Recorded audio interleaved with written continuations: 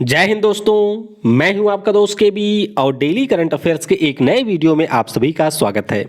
तो आज के इस वीडियो में हम 4 जनवरी 2021 से जो भी महत्वपूर्ण प्रश्न आपकी परीक्षाओं में पूछे जा सकते हैं उन सभी प्रश्नों को डिस्कस करेंगे। तो आइए इस वीडियो की हम शुरुआत करते हैं। पहला प्रश्न जो कि काफ़ी ज़्यादा महत्वपूर्ण है कि हाल ही में किस देश के नाभिकीय संलयन रिएक्टर के स्टार ने एक नया विश्व रिकॉर्ड स्थापित किया है। तो ये जो न्यूक्लियर फ्यूजन रिएक्टर है ये मिलेगा दक्षिण कोरिया देश में। तो इस प्रश्न का ऑप्शन बी करेक्ट होगा। तो थोड़ा सा आपको इसका पूरा नाम पता होना चाहिए। इसका पूरा नाम है Korea superconducting tokamak advance research, ये इसका पूरा नाम है।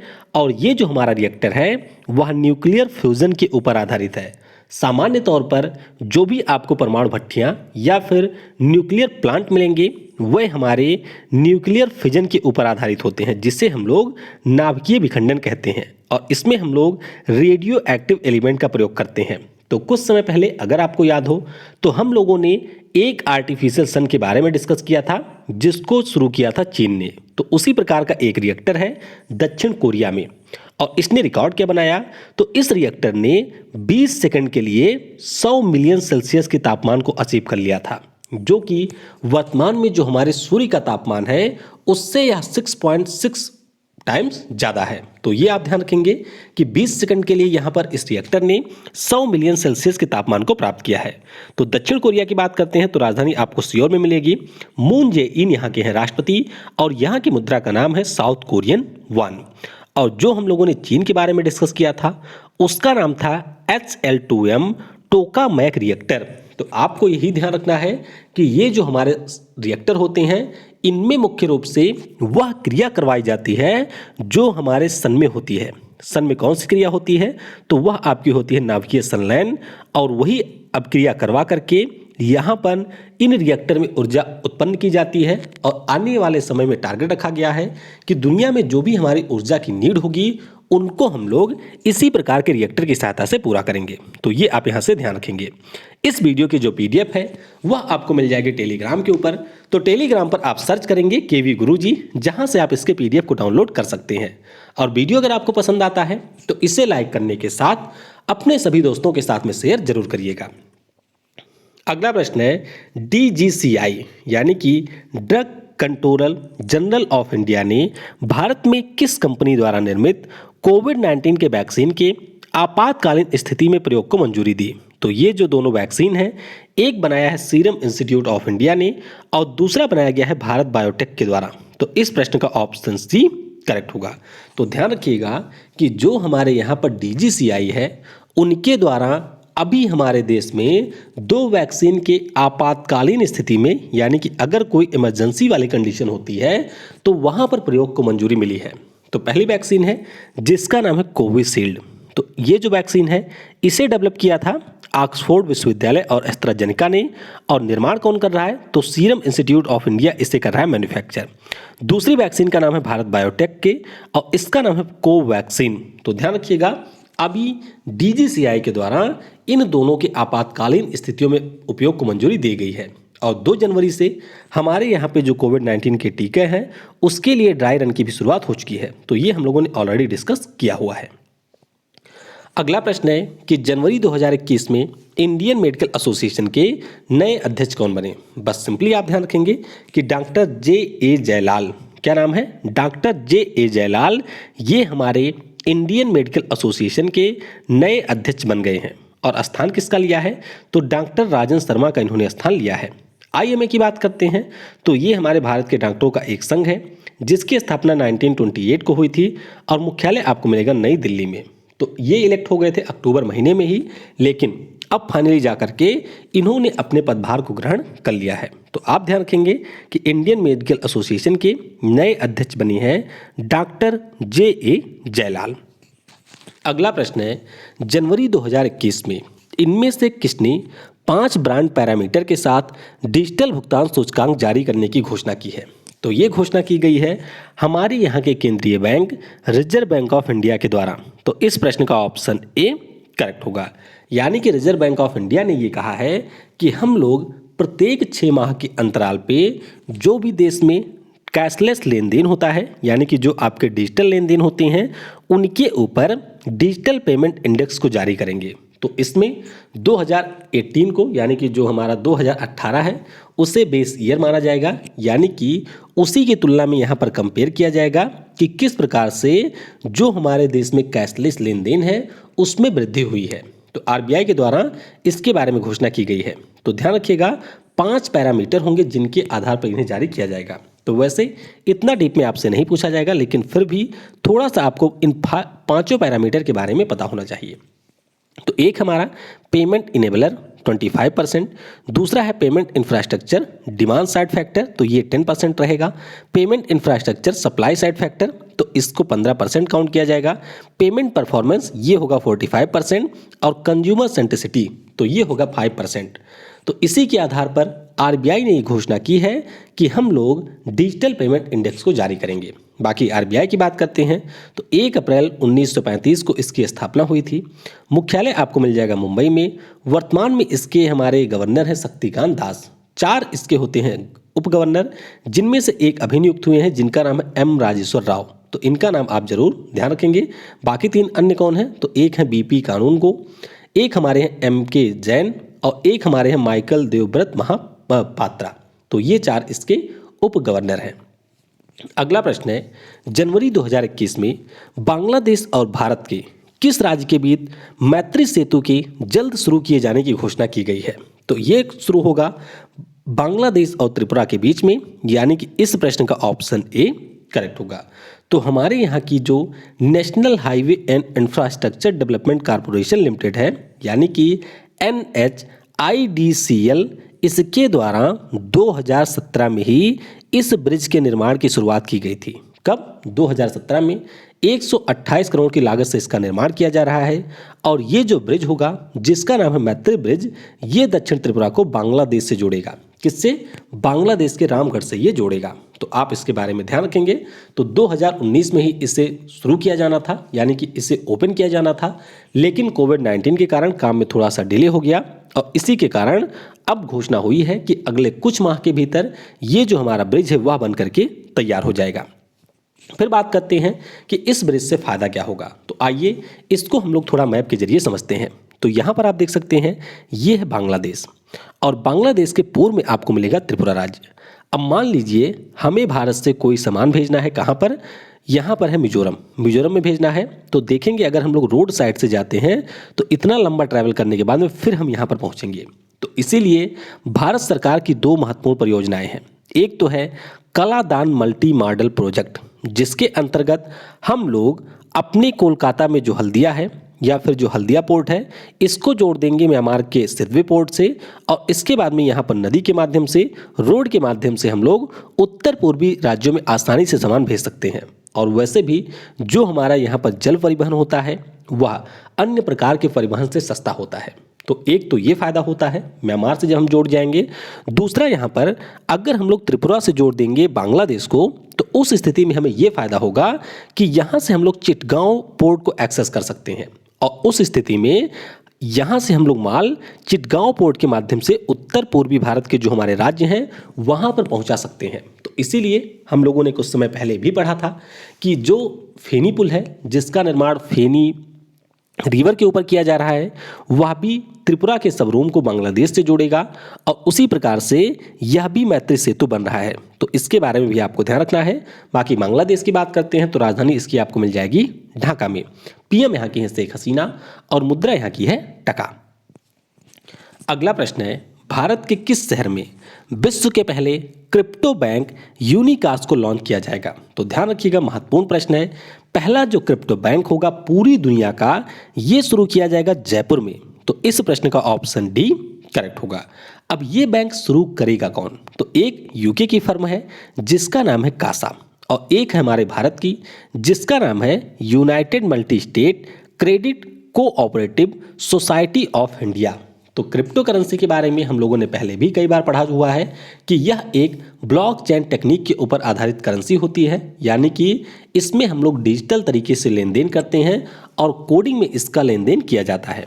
तो इसके लिए कोई भी ब्रांच नहीं होती थी, यानी कि पूरी तरीके से डिजिटली इसका ट्रांजैक्शन होता था। तो अब कासा ने ये कहा है कि हम जो दुनिया का पहला क्रिप्टो बैंक खोल रहे हैं जयपुर में, इसमें जाकर के आप अकाउंट खुलवा सकते हैं। यानी कि अगर आप चाहें तो सेविंग अकाउंट यहाँ पर ओपन कर सकते हैं, आपको डेबिट कार्ड मिलेगा, यहाँ पर आपको लोन की भी फैसिलिटी मिलेगी, लेकिन जो भी यहाँ पर लेन देन होंगे वे सारे आपके क्रिप्टो करेंसी में किए जाएंगे। तो क्रिप्टो करेंसी कई सारी हैं, जैसे कि बिटकॉइंस दुनिया की पहले क्रिप्टो करेंसी है। उसके अलावा फेसबुक की भी एक करेंसी थी जिसका नाम उन्होंने बदल दिया है। तो चलिए नाम बताइएगा नीचे कमेंट में। पहले फेसबुक की करेंसी का नाम था लिब्रा, तो अब उसका नाम क्या हो गया है ये आपको नीचे कमेंट में बताना है। तो ध्यान रखिएगा, यूनिकास नाम से पहला क्रिप्टो बैंक हमारे देश में खोला जाएगा। और यहाँ पर कासा की ये योजना है कि हम लोग जनवरी 2021 में यानी कि इसी माह में अपने देश में कुल 14 शाखाएं खोल देंगे। कहाँ कहाँ पर होगी? तो ये दिल्ली एनसीआर रीजन में, राजस्थान और गुजरात में खोले जाने की योजना है। अगला प्रश्न है, किस राज्य या केंद्र शासित प्रदेश की सरकार ने बागवानी उत्पादों की मार्केटिंग के लिए नाफेड के साथ में समझौता ज्ञापन पर हस्ताक्षर किए? तो ये समझौता किया है जम्मू और कश्मीर की सरकार ने। तो इस प्रश्न का ऑप्शन सी करेक्ट होगा। तो पहले तो आपको थोड़ा सा पता होना चाहिए नाफेड के बारे में, यानी कि ये है क्या। तो इसका पूरा नाम है national agricultural cooperative marketing federation of India limited. क्या नाम है? National agricultural cooperative marketing federation of India limited. तो इसी के साथ में जो भी मध्य प्रदेश जम्मू कश्मीर राज्य के बागवानी उत्पाद होते हैं उनकी मार्केटिंग के लिए समझौता हुआ है। तो समझौते के अंतर्गत नाफेड यहाँ पर करेगी क्या? तो नाफेड मुख्य रूप से अगले 5 वर्षों में यानी कि 2021 से लेकर के 25 के बीच में 1700 करोड़ रुपए का निवेश करेगी जम्मू और कश्मीर राज्य में। निवेश किस लिए होगा? तो निवेश का मुख्य रूप से उद्देश्य होगा कि जो यहाँ पर एप्पल है या फिर आपका अखरोट होता है या फिर चेरी की फसल होती है या इनके पौधे होते हैं, इनको उगाएंगे और इनको और ज़्यादा उत्पादन बढ़ाने में हम लोग जम्मू कश्मीर के किसानों की मदद करेंगे। तो टारगेट ये है कि जम्मू और कश्मीर के जो भी किसान हैं उनकी इनकम 3 से 4 गुना इससे बढ़ जाएगी। तो ध्यान रखेंगे, नाफेड ने जम्मू और कश्मीर के साथ में समझौता किया है। अब जम्मू कश्मीर से जुड़े हुए कुछ अन्य चीजें आइए जान लेते हैं। तो राजेश बिंदल नहीं है, अब ये बन गए हैं पंकज मित्तल। कौन? पंकज मित्तल यहाँ के हाई कोर्ट के नए मुख्य न्यायाधीश बने हैं। रोशनी अधिनियम को अभी जम्मू कश्मीर से समाप्त किया है। मानसर झील विकास परियोजना की आधारशिला रखी गई। बीएससी लिमिटेड के साथ में मिशन यूथ के साथ 4 समझौता ज्ञापन के ऊपर हस्ताक्षर किया है जम्मू कश्मीर प्रशासन ने। केसर के लिए जीआई टैग इनको मिला हुआ है। औषधीय पौधों के लिए पोस्ट हार्वेस्ट मैनेजमेंट सेंटर यहाँ पर बन रहा है। हिंदी, उर्दू, डोगरी, अंग्रेजी और कश्मीरी को आधिकारिक भाषा का दर्जा दिया गया। जैव विविधता परिषद की यहाँ पर स्थापना की जाएगी। अधिकारियों की ट्रेनिंग के लिए स्पैरो सिस्टम को लॉन्च किया गया है। कैनबिस यानी कि जो हमारा भांग होता है उसके माध्यम से मेडिसिन का निर्माण करने के लिए कैनबिस मेडिसिन प्रोजेक्ट यहाँ पर शुरू हुआ। उत्तरी भारत का जो पहला बायो औद्योगिक पार्क है वह भी आपके जम्मू कश्मीर में खोला जाएगा। और माई टाउन माई प्राइड नाम के कार्यक्रम की भी शुरुआत की गई है जम्मू और कश्मीर राज्य में। और आपको मैं बता दूं, आज शाम की जो वीडियो होगी उसमें हम लोग पूरे 2020 के जो सर्वश्रेष्ठ 160 से 70 के आसपास खेल करंट अफेयर्स हैं उनको डिस्कस करने वाले हैं। तो वह वीडियो आज शाम को आपको 6 बजे मिल जाएगी।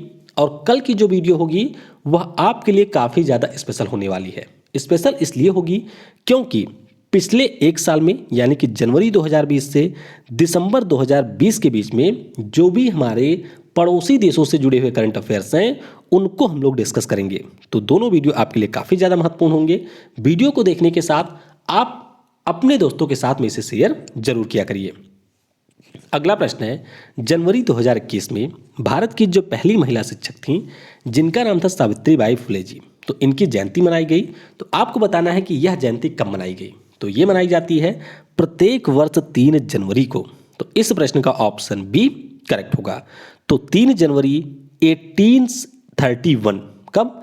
3 जनवरी 1831 को महाराष्ट्र के सतारा जिले में इनका जन्म हुआ था। और इनकी शादी किससे हुई थी? तो शादी इनकी हुई थी ज्योतिराव फुले से। तो दोनों बहुत ही महान सामाजिक कार्यकर्ता थे हमारे देश के। और ज्योतिराव फुले जी के साथ में मिलकर के सावित्रीबाई फुले के द्वारा महिलाओं के लिए जो हमारे देश का पहला स्कूल है इसे 1848 में पुणे में खोला गया था। तो इसीलिए इन्हें भारत की पहली महिला शिक्षक के रूप में मान्यता मिली हुई है। तो ध्यान रखिएगा, अभी 3 जनवरी को सावित्री बाई फुले जी की जयंती हमारे पूरे देश में मनाई गई है। अगला प्रश्न जो कि महत्वपूर्ण है, वर्ष 2020 के लिए किस फुटबॉल खिलाड़ी को गोल्डन फूट अवार्ड से सम्मानित किया गया? तो ये अवार्ड मिल गया है अब महान पुर्तगाली खिलाड़ी क्रिस्टियानो रोनाल्डो को। तो इस प्रश्न का ऑप्शन ए करेक्ट होगा। तो पहले तो आपको ध्यान रखना है थोड़ा सा गोल्डन फूट अवार्ड के बारे में। अब यह अवार्ड होता क्या है? तो फुटबॉल के क्षेत्र में जिन भी खिलाड़ियों के द्वारा उत्कृष्ट योगदान दिया जाता है और उनकी आयु 28 वर्ष से ज़्यादा होती है, उनको ये पुरस्कार मिलता है। पुरस्कार देता कौन है? तो जो मोनाको देश की मोनार्की है। मोनाको कहाँ का है? तो ये फ्रांस के पास में एक छोटा सा देश है। तो यहाँ की जो मोनार्की है, यानी कि यहाँ की जो सरकार है, उसके द्वारा वर्ष 2003 में इन पुरस्कारों की शुरुआत की गई थी। तो जुवेंटस फुटबॉल क्लब और पुर्तगाल के जो फुटबॉल खिलाड़ी हैं क्रिस्टियानो रोनाल्डो, इनको 2020 के लिए पुरस्कार मिला है। पिछले साल किसे मिला था? तो पिछले साल मिला था लूका मॉड्रिट को। किसे? लूका मॉड्रिट को ये पुरस्कार मिला था। अब इस पुरस्कार के बारे में आप ये ध्यान रखेंगे कि अगर एक बार ये पुरस्कार किसी खिलाड़ी को मिल गया तो फिर उसे ये पुरस्कार नहीं मिलेगा। यानी कि अभी तक कुल मिलाकर के 18 बार ये पुरस्कार दिया जा चुका है और 18 बार अलग अलग खिलाड़ियों को मिला है। जैसे कि क्रिस्टियानो रोनाल्डो को इस साल मिल गया है, तो अब इनको ये पुरस्कार कभी नहीं मिलेगा। तो ये आप ध्यान रखेंगे कि क्रिस्टियानो रोनाल्डो को गोल्डन फूट अवार्ड मिला है। इससे पहले हम लोगों ने डिस्कस ही किया था कि जो रॉबर्ट लेवांडोव्स्की हैं, पोलैंड फुटबॉल टीम के कप्तान, ये फीफा के प्लेयर ऑफ द ईयर रहे थे। और जो लूसी ब्रांच हैं इंग्लैंड की, वह फीफा की महिला प्लेयर ऑफ द ईयर रही हैं। अगला प्रश्न है, हाल ही में किस राज्य ने भारत सरकार के आयुष्मान भारत योजना में शामिल होने की घोषणा की? तो आयुष्मान भारत योजना जब शुरू की गई थी भारत सरकार के द्वारा सितंबर 2018 में, तो इसका उद्देश्य था कि हमारे देश में जो भी लोग हैं उनके पास में सार्वभौमिक स्वास्थ्य सेवाओं की पहुंच उपलब्ध हो सके। यानी कि योजना में ये टारगेट रखा गया था कि जो भी हमारे देश में 10 करोड़ लोग हैं, लगभग 10 करोड़ फैमिली हैं और 50 करोड़ लोग हैं, इन तक हम लोग बेहतर स्वास्थ्य सुविधाओं को पहुंचाएंगे। और इनमें होने वाली जो सेकेंडरी या टर्सरी प्रकार की डिसीज होती हैं, उनके लिए वर्ष में 5 लाख रुपए का बीमा कवर देंगे। तो ये थी आयुष्मान भारत स्कीम। तो उस समय बहुत सारे हमारे भारतीय राज्य ऐसे थे जो कि इसका अपोज कर रहे थे और उनका मानना था कि हमारे यहाँ पर इससे बेहतर स्कीम है और इसीलिए इन्होंने आयुष्मान भारत स्कीम को लागू नहीं किया था अपने राज्य में। तो यहाँ पर इसी में से एक था तेलंगाना, जिसने अब कह दिया है कि हम अपने यहाँ पर आयुष्मान भारत योजना को लागू करेंगे। तो ध्यान रखिएगा, तेलंगाना के जो सीएम हैं चंद्रशेखर राव जी, इनके द्वारा ये घोषणा की गई कि न केवल हम आयुष्मान भारत योजना को अपने यहाँ पर लागू करेंगे, बल्कि हमारे राज्य में जो आरोग्य श्री योजना चल रही है इसको भी हम लोग जोड़ देंगे आयुष्मान भारत में। तो ये इनके द्वारा घोषणा की गई है। अब आयुष्मान भारत योजना के बारे में ये ध्यान रखेंगे कि यह एक सेंट्रली स्पॉन्सर्ड स्कीम है और इसके अंतर्गत जो भी योजना में खर्च होता है उसका खर्च केंद्र सरकार के साथ साथ राज्य सरकारें भी उठाती है। तो इसीलिए यह जरूरी होता है कि योजना अगर राज्य में लागू हो रही है तो उस पार्टिकुलर राज्य की सरकार के द्वारा इसे मंजूरी दी जाए। तो बस आप ध्यान रखेंगे कि अब तेलंगाना भी इसमें शामिल हो गया है। तेलंगाना की अगर हम लोग बात करते हैं तो राजधानी आपको हैदराबाद में मिल ही जाएगी। राज्यपाल हैं तमिलिसाई सुंदरराजन, मुख्यमंत्री हैं के चंद्रशेखर राव, उच्च न्यायालय आपको मिलेगा हैदराबाद में। और अभी यहाँ की मुख्य न्यायाधीश कौन बनी है? हीमा कोहली। क्या नाम है?